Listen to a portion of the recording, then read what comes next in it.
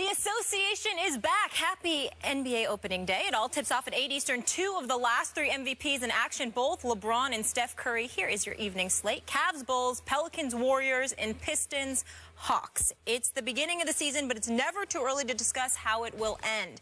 Vegas puts the Cavaliers as the 2-1 favorites, followed by the Warriors and Spurs with both 4-1 odds. Then the Thunder 7-1 and the Clippers 8-1. Stephen A., which teams on opening day will be in the NBA Finals? Well, first of all, let's get the obvious out of the way. Okay. Let's talk about the Cavs coming out of the East. I definitely believe that will be the case.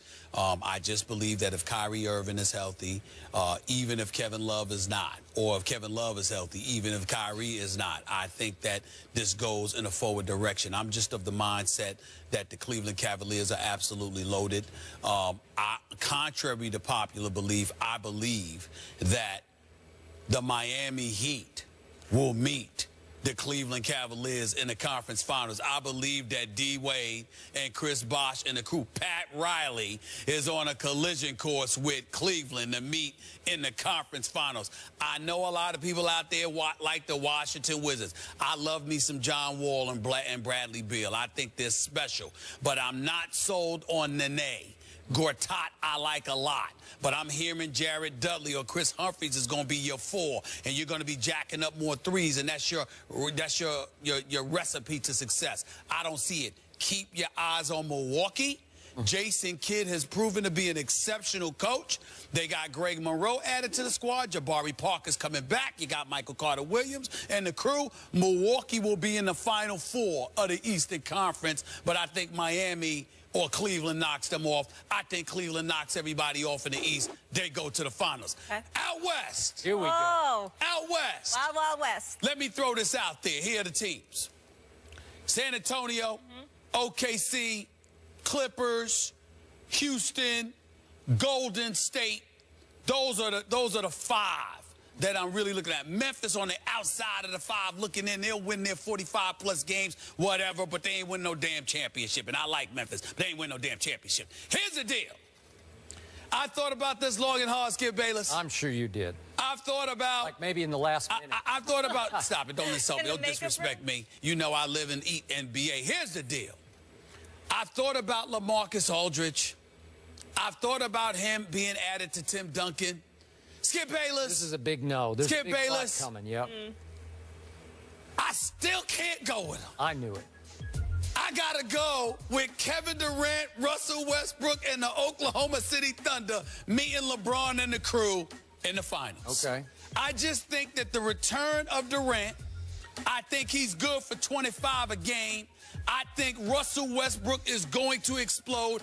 Enes Kanter can't guard me, but he is good for 20, for 18 and 10 a night. Yep. Serge Ibaka is there. Dion Waiters is looking to make a name for himself. Anthony Morrow and those boys can do some things. I just think that from a matchup perspective, they're a nightmare. I think Golden State, they're not fraudulent. They're the champions. They deserve respect. They got the best shooting backcourt in the NBA. Yep. I get that, but a lot of injuries took place that led the way to their championship last year. I don't think that's going to happen this year. The Clippers are a team that wouldn't surprise me if they got to the finals, but damn it, I'm sick and tired of picking them and then watching DeAndre Jordan shoot 39% for the free throw line. I can't take it. I just can't take it anymore. I just can't take it. Okay? You got to be able to make free throws, all right? Yep. When he proves to me he can make free throws, I'll change. But until then, I can't go with that.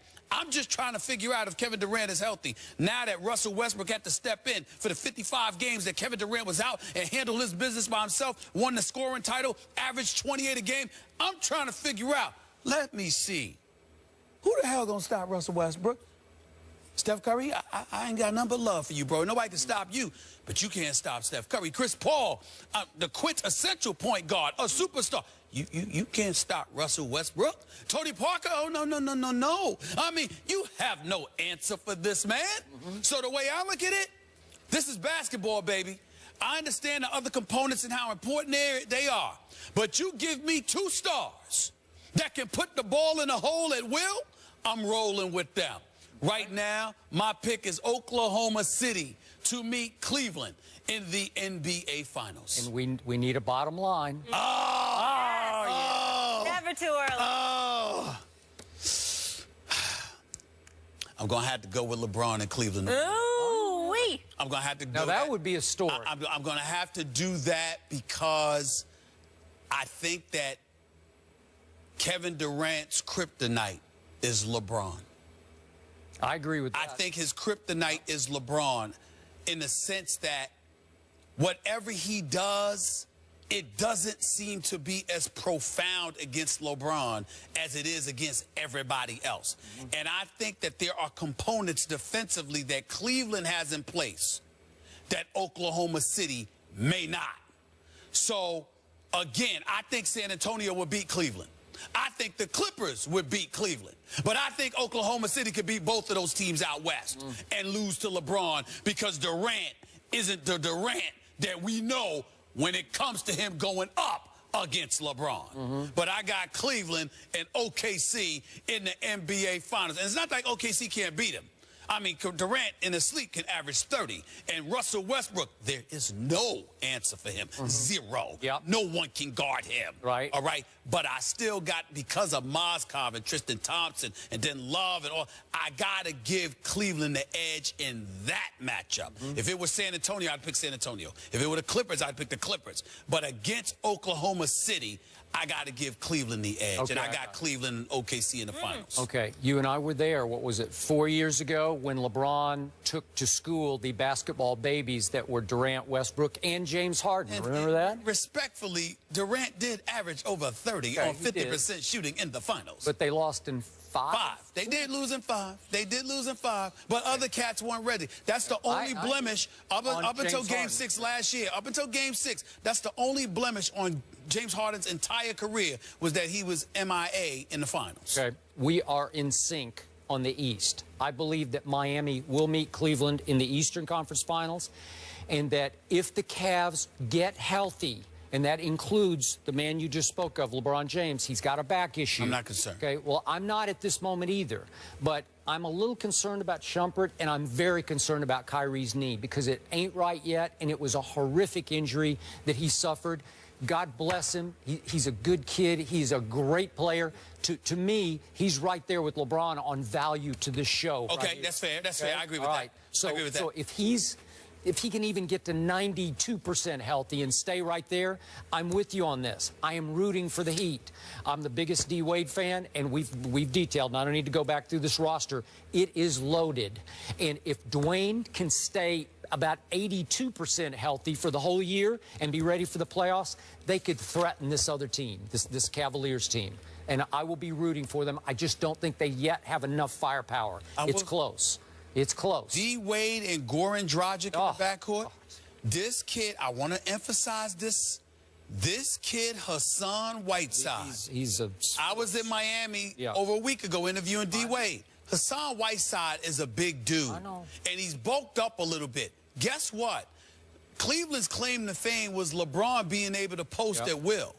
How you going to do that with Hassan Whiteside down the post? That's a problem. You now turn LeBron into a perimeter shooter.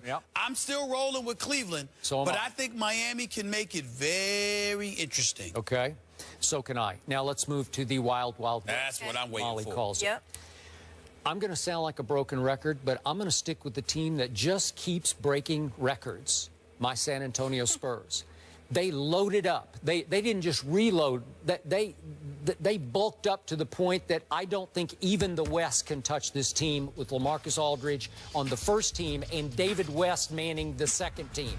And right now, I believe that my second five is at least as dangerous to play against as my first five. And just to reflect to remind people, it's Duncan, Parker, Kawhi, Danny Green, LaMarcus Aldridge starting. And second unit comes in the shock troops with Diaw, David West, Ginobili, Patty Mills, and Kyle Anderson. And trust me, Kyle Anderson is emerging as a player in this league, as a guy who can defend stretch fours and rebound and shoot and pass. Manu Ginobili recommitted and refocused in the offseason because he was ashamed of the way he played last year. Trust me, he's going to turn back into a force on this team this year. Okay. So my point is, I got one other name for you, and it's going to become our pet name on this show. Oh, no. You ready for this? Yeah. Boban Marjanovic. Boban Marjanovic. Boban Marjanovic. Or nickname Bobby. Bobby. We are going to be talking about Bobby all year. Boban Marjanovic, 7 feet 3 inches from Serbia. Will take the Aaron Baines role, play 18 minutes a game. Will start for Tim Duncan on many nights when Duncan sits and rests the whole game. I think he's a player. Marjanovic. Remember, because you're Bobby. You're going to be speaking of Bobby. So Bobby, 7 feet 3 and long. Bobby. Well, listen, I can't poo-poo that. I haven't seen him play yet. But if you're 7 feet 3, I gotta admit, if you're 7 feet 3, and R.C. Buford and his staff plucked you out of Europe, and Greg Popovich is coaching you, I gotta believe that you got a chance. 27 years old and has been a veteran pro in Europe, okay? Just watch. Just watch. All right, Bobby. so remember Bobby. And the two biggest threats to me, and I like your Oklahoma City pick. They are the biggest threat to my Spurs. Number 2 is Golden State. I don't fear the Clippers because it's just going to be a mess of egos and play. God bless Doc, but I don't think he can coach through this. Do you know why I ultimately picked OKC? Because OKC don't have to deal with any of those boys outside of Kawhi Leonard. I'm with you. That you pointed out. I got you. Kevin Durant and Westbrook can beat you from 17 feet and beyond all night long. Okay, but I will ask you, what happened in Game 6, Western Conference Finals at Oklahoma City 2 years ago? What happened? That's true. Spurs won in overtime and finished them off. There is a troubled dynamic that will still operate between Durant and Westbrook. In and of themselves, they're sensational talents. Put them back together. I got to have faith. Listen, there were other coaches that I thought deserved an opportunity as well, but there is no denying that Billy Donovan is an exceptional basketball coach at the collegiate level. I respect that. Now he's going to the head coaching position. I think that those concerns will be addressed, and I think they'll be fine. Okay, because Russell Westbrook is a terror to coach as well as to guard. So on opening day... I'd take Russell Westbrook. I'd start a franchise with Russell Westbrook. Not talk to the media, but I've started to play. On opening day, you have the Cavs winning it all and the Spurs. Spurs. All right, Spurs last won a championship in 2014. The city of Cleveland when Jim Brown was playing in the NFL a long, long time ago. Before I was born. Yes, the NBA season kicks off tonight, but tomorrow is opening night on ESPN. We've got a couple good ones. First, the Spurs take on Kevin Durant and the Thunder. Then at 10:30, Kobe's back as the Lakers host the Timberwolves. NBA Countdown tips off at 7, and it's all streaming live on Watch ESPN. Don't miss the return of the NBA on ESPN. And lucky us, legendary producer, singer, rapper, songwriter Timberland is in the studio. So much to discuss with him. Maybe we'll get the scoop on Empire, plus a lot more. That's next.